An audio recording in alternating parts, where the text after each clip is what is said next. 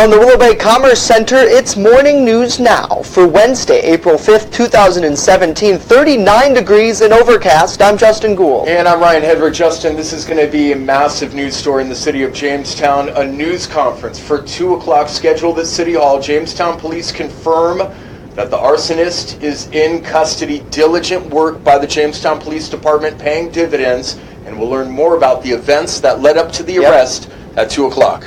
Yeah, we'll have more live on our Facebook page as well. Other news this morning, construction crews hit a gas line near Love Toyota in Lakewood. Lakewood Fire Chief Kurt Hallberg says crews got to the scene fairly quickly. National Fuel was here real quick, and then what they're going to do is clamp the line and then move all their vehicles up closer and fix it permanently. Now, fire officials telling us traffic is being diverted from Lake Crest Ave to Elmcrest Ave off of Fairmount. What a mess. New York lawmakers, Justin, are still working to pass that budget. The $160 billion spending plan is expected to include tuition breaks, ride sharing for upstate, and even more school aid. Locally, there is one item that's getting a lot of attention. High stakes. It's a $5 million line item in the budget earmarked for the National Comedy Center. Now, we reached out to Comedy Center officials and were told the money would fund Phase D, which is scheduled to begin April 15th. Phase B and C are underway. Congressman Tom Reed is pushing for legislation that would help protect small, rural, Medicare-dependent hospitals. Reed has been pushing the Rural Hospital Access Act for years. The congressman is working with Democrats and has been for years to get this passed. Now, the program objective is to offset costs for patients who see specialty doctors. And we will reset in case you're just tuning in. The arsonist is in custody. News conference at 2. Full coverage right here at WNY News Now and WNYNewsNow.com. Now to our next story. Jamestown police arrested 3 people, including 2 teenagers Monday, according to a JPD news release. The incident occurred on Hazeltine Avenue. Officers reportedly attempted to pull over a Subaru that was being driven by a 17-year-old boy. When that attempt failed, he ducked into a house, creating a foot chase. Got out of the car. As it turns out, that car was stolen. The boy was a fugitive from Ohio. The trio was hooked and booked in city jail. They'll be arraigned at some point today. And in a moment, again, to reset, arsonist is in custody. Jamestown police have announced. And a missile launch, North Korea, and Donald Trump's response to it. This is WNY News Now.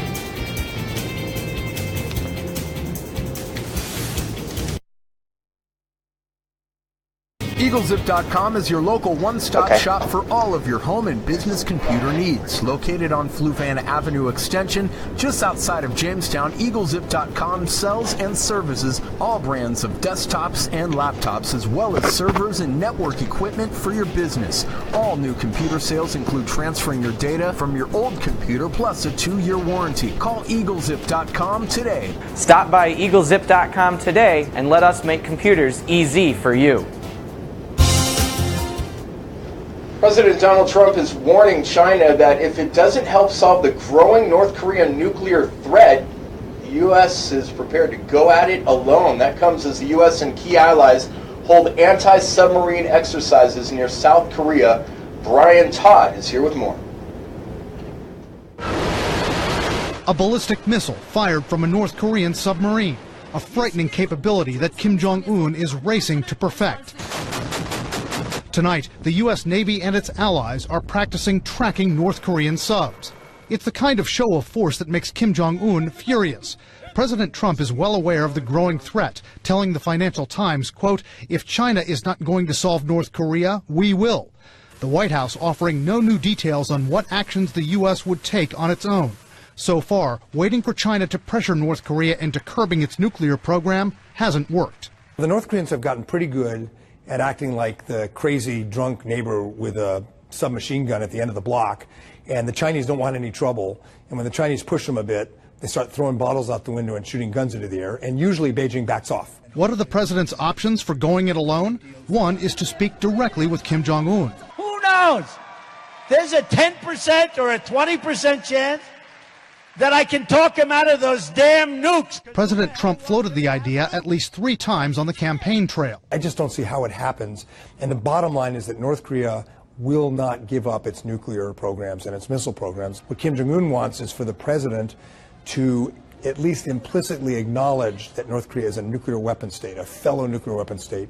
Another option, put more financial pressure on North Korea by aggressively going after Chinese banks and companies that help prop up Kim's regime. The president is going to be reluctant to do that for fear of retaliation, but he could still choose to do that. The Chinese companies more than likely would cut off their business with North Korea, but the retaliation could really hurt the United States as well. That leaves the most daunting option, a preemptive military strike. General Walter Sharp, who commanded U.S. and allied forces in South Korea, says that should be an option if the threat is imminent.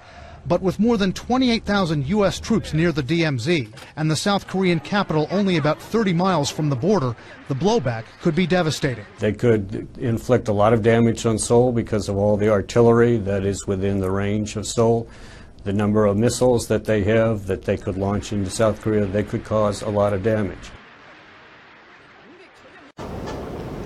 And Amazon is getting into the pro football streaming business. They'll partner with the NFL to live stream 10 Thursday night games during the 2017-18 regular season.